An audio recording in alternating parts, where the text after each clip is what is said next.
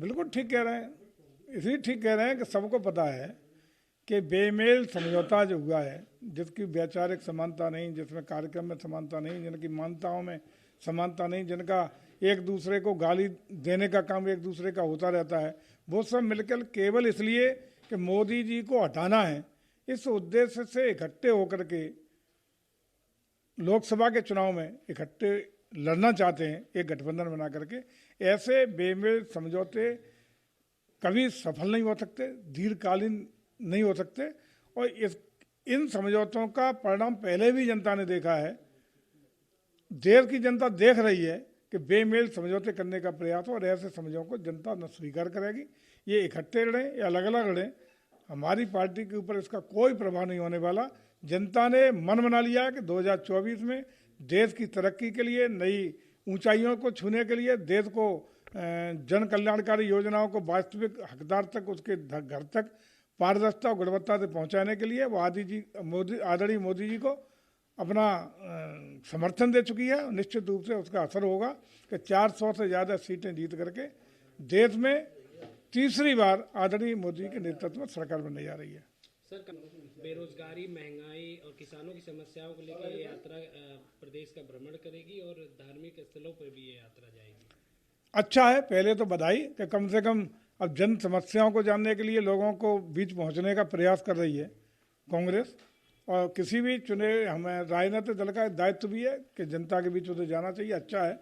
लेकिन घड़ियाली आंसू बहाने वाले लोग, जो जनता की दुख दर्द से कभी सरोकार नहीं रहता, जिनकी जन समस्याओं को सरोकार नहीं रहता, चुनाव के टाइम पे निकल के जनता के बीच में पहुंचने का प्रयास करते हैं, ऐसे लोगों को जनता अच्छी तरह पहचान रही है। और ख़ास रूप से हम बधाई देना चाहेंगे भारतीय जनता पार्टी के अपने सभी नेताओं को और अपने वरिष्ठों को कि वो पार्टी जिसने भगवान श्री राम के स्वरूप को, उनके अस्तित्व को नकारने के लिए शपथ पत्र देखने का उच्चतम न्यायालय में काम किया हो। आज भारतीय जनता पार्टी की नीतियों, रीतियों, कार्यक्रमों का ही कमाल है कि वही पार्टी सॉफ्ट हिंदुत्व के नारे के साथ मंदिरों में घुटने के बल जाकर के मत्था टेकने का काम कर रही हो। इसके लिए आदरणीय मोदी जी को बधाई, समाज शीर्ष नेतृत्व को बधाई।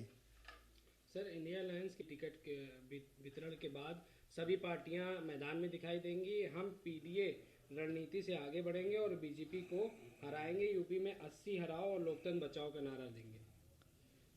पीडीए का नारा तो इन 5 राज्यों के चुनाव से पहले ही बन चुका था, खूब प्रचार प्रसार भी हो गया था, और ये गठबंधन का स्वरूप भी खूब तेजी से प्रसारित और प्रचारित हुआ था।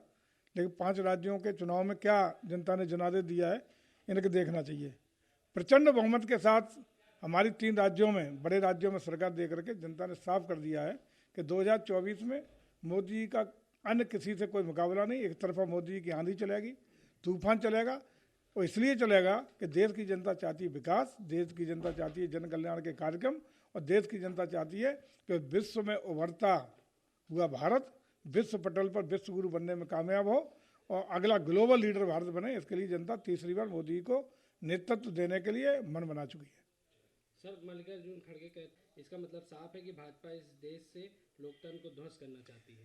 देखिए, किसी भी सदन से किसी भी सदस्य को, चाहे विधानसभा हो, लोकसभा हो, कोई भी हमारे विधानसभा के अध्यक्ष या लोकसभा के अध्यक्ष जी कभी उन्हें अपनी खुशी से निष्कासन या उस समय उनका कुछ समय के लिए निलंबन कभी करने का काम नहीं करते। एक अभिभावक की तरह व्यवहार होता है अध्यक्ष का, हमेशा अभिभावक की भूमिका में अध्यक्ष जी होते हैं। लेकिन भारी मन से तब ऐसे निर्णय लिए जाते हैं जब अमर्यादित आचरण हो, नियम विरुद्ध कार्य हो, सभी संवैधानिक प्रक्रियाओं का उल्लंघन हो रहा हो, तब इस तरह के निर्णय भारी मन से लेने का काम एक अभिभावक करता है। जिस तरीके से बेटे के खिलाफ अपना उसका पिता कोई निर्णय लेता है तो भारी मन से लेता है, इस तरह ऐसे निर्णय लेने पड़े। इसके लिए विपक्ष को एक बार चिंतन करना चाहिए कि अपने आचरण को ठीक रखें, अन्यथा उनके आचरण, उनके चुने हुए जो मतदाता हैं वो भी देख रहे हैं, और ऐसे आचरण को जनता कभी बर्दाश्त नहीं करती है। उसका जवाब आगामी चुनाव में विपक्ष को मिलेगा।